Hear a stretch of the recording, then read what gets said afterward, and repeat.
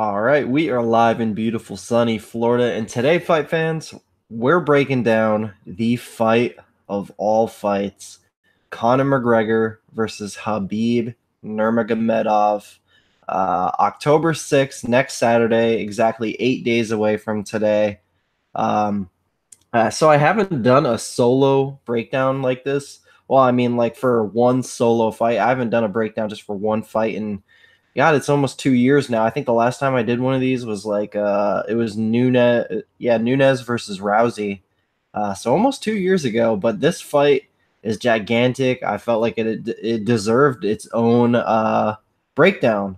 So in addition to this, on Sunday I will be doing the entire UFC 229 roundtable breakdown with Max Trademark MMA and Marcel Dorf. So that's going to be on Sunday at around 7 o'clock Eastern. But man, let's talk about this fight, man. I'm going to be talking about this from all different angles, like my betting perspective, who I'm picking, just DraftKings. So right now, the betting odds for this fight, Conor McGregor is sitting at a plus 150 favorite, or plus 150 underdog, and Khabib Nurmagomedov minus 160 favorite. And then how they have it on DraftKings, I believe we're looking at 8,400 for Khabib and 7,800 for Conor McGregor. Um, Man, so this fight was so fun, of course, as expected, as you would expect. Going back and watching all these guys' fights, man, I mean, it's just incredible what kind of athletes these two dudes are, and I'm calling it the best fight in UFC history for a lot of reasons. It just has that combination of now looking at the press conference recently, it's getting real personal. There's bad blood. These are two top elite athletes on incredible runs. I mean, look at both these guys' bodies of work. It's just insane. Uh, it's great that this was able to, come together and actually happen, because we know absolutely Conor McGregor could have taken that Floyd Mayweather money and just sat down for the rest of his life and retired off that. But it's not the case, man. Conor McGregor truly loves the sport, and he wants to he wants to leave as big as legacy as possible. So 26-0 versus 21-3. I'm going to start with Conor McGregor's UFC run, man. So comes in UFC debut, smokes Marcus Brimage. Had his lone, or I shouldn't say lone anymore. At one point, it was his lone decision win against future champion, now current champion, Max Holloway. Very impressive win there. That was a fun fight. If you've never seen that old fight between Holloway and McGregor, it's a great fight. Go check that out. 5 years ago now. He smoked Diego Brandao in Ireland. That was a great scene. Smoked Dustin Poirier really badly. I wasn't expecting him to finish Poirier that quick. I remember being stunned at the time. And then surprisingly, not surprisingly that he won, but surprisingly, second round KO over Dennis Seaver. Um, Second round KO once again over Chad Mendes. And Chad Mendes was really that first big wrestling test for Conor McGregor. And Mendes was able to get McGregor down, but the difference in cardio, the difference in size, just McGregor had the guy beat. Chad Mendes, a lot of people will say that he gassed out because it was short notice. He was out of shape. I mean, does that look like an out of shape guy to you? I mean, Chad Mendes was absolutely built. It was more of that fight going down that Chad Mendes literally put everything he had into that first round. So it wasn't so much that, oh, he was coming off the couch. No, he wasn't coming off the couch. He was in shape. It was just he just put everything into that first round, and it was a bad game plan. And Conor McGregor was the better fighter that night by a lot. Um, Jose Aldo, 13 seconds knockout. I mean, that's got to be the most amazing of them all, of course. Then took that very first loss to Nate Diaz, and of course, there's a lot of things that you can take away from that first Nate Diaz fight.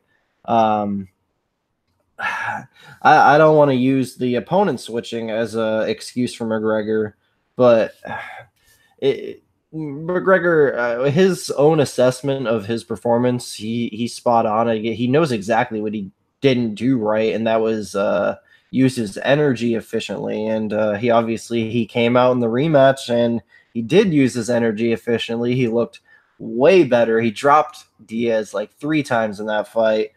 Anybody who disputes that decision, come on now. Conor McGregor won that second fight. I thought it was unanimous.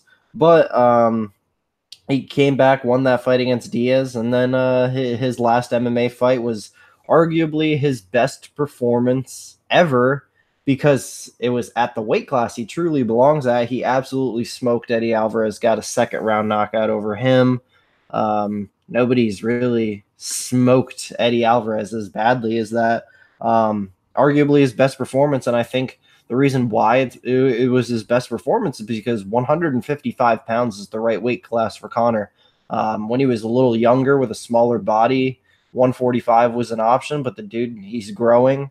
He doesn't have to cut that much weight now. I mean, he's definitely cutting weight still to 155, but it's not nearly as bad. It's not nearly as damaging to his body. And then when he was fighting at 170 pounds, which I wish he never would have done, he was just carrying around extra weight. It was getting him to gas quicker because he was carrying all that weight that he shouldn't have had, that he wasn't used to. But at 155 pounds, everything, that's just his weight class, man. He fits it perfectly. So turning the table here, man, 26-0, Khabib Nurmagomedov, the man who has been wrestling bears since age 9, 8 years old, comes into the UFC, Kamal Shalarus, rear naked choke in the 3rd round. And then the Gleison Tebow fight, which has been just brought up for years and will continue to get brought up for Khabib's all of his future fights for some reason, that Tebow fight. So basically what happened in that Tebow fight, and I scored that fight for Khabib. A lot of people will say that Tebow he's a very hard guy to, and Tebow is a very hard guy to take down. But just saying, look at his build, it's impossible to get that massive truck of a guy down. But I don't know if it was just so much that it was Khabib's second UFC fight. Gleison Tebow, even at that time, was a very experienced guy, and I think for most normal average fighters, that would have been like their first L, because every fighter's got to take that first L, but every once in a while you get exceptions like John Jones and Khabib Nurmagomedov. I think that would have been the average fighter's normal first loss, but man, Khabib, as not, it wasn't the most technical thing in the world. It was kind of sloppy, but he got the job done. He outstruck Tebow in my opinion, and won that fight. I scored it for him. A lot of people scored that fight for Tebow, but I scored it for Khabib.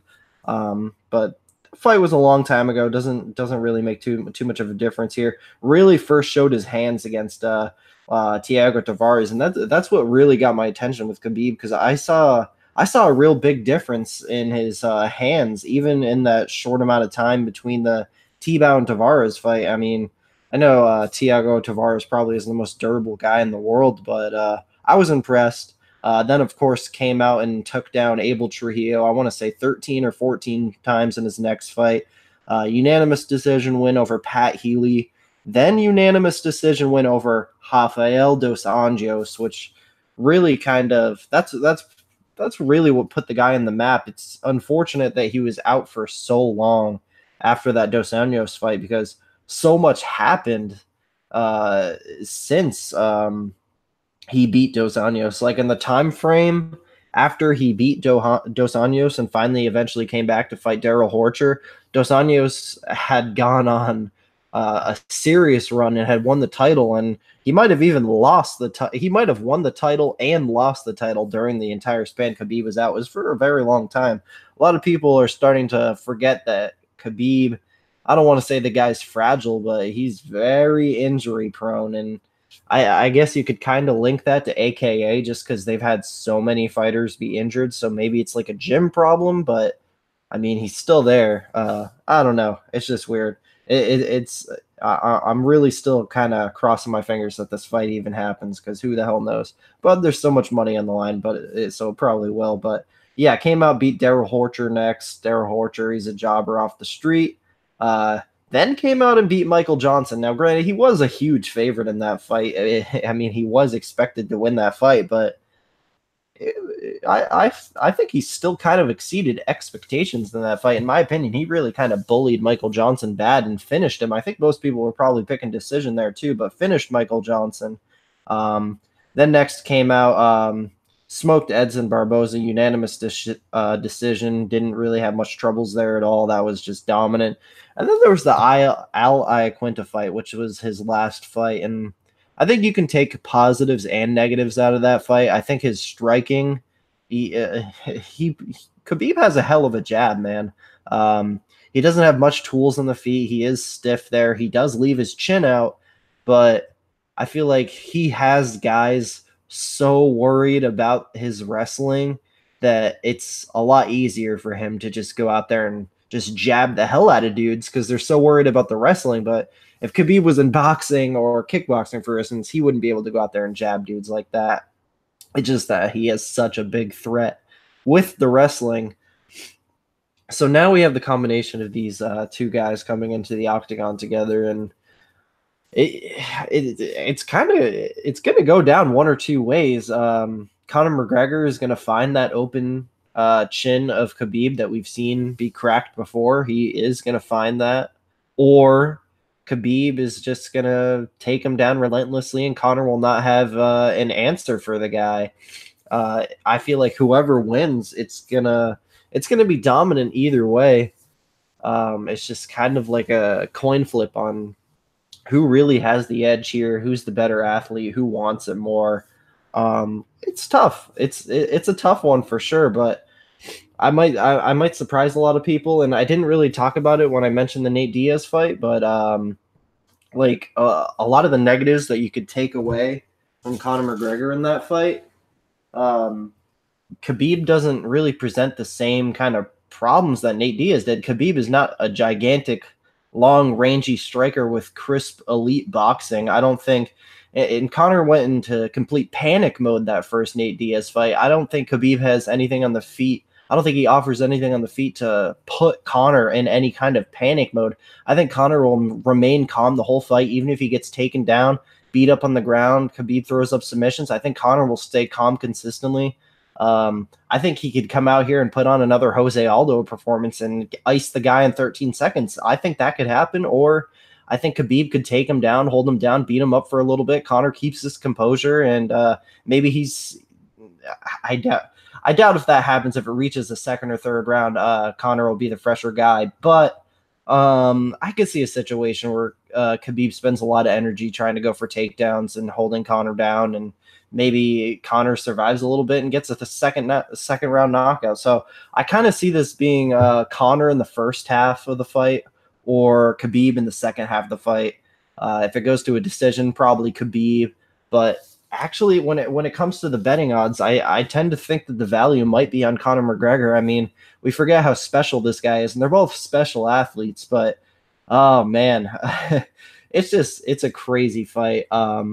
Now, part of the reason I'm kind of hesitant to pick McGregor is because when I pick these decent sized underdogs, I kind of feel obligated to bet them. And I don't want to bet Conor McGregor. I really kind of just want to enjoy this fight. So what I'm really thinking, I think I am gonna pick Conor McGregor to win this fight. I think he wins this fight around, I'll say like 52% of the time. I think he should be like a -110, -120 favorite here.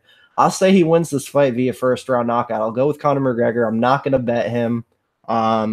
But I will have a fair share of Conor McGregor in DraftKings, especially since the price is so good on him. So that's the way I'm going to do it. I'm going to throw Conor McGregor in like $50 worth of lineups and see what happens. Yeah, that's what I'm going to go with. I'm going to go with Conor McGregor first round KO. I think he gets it, but I'm not going to bet the guy.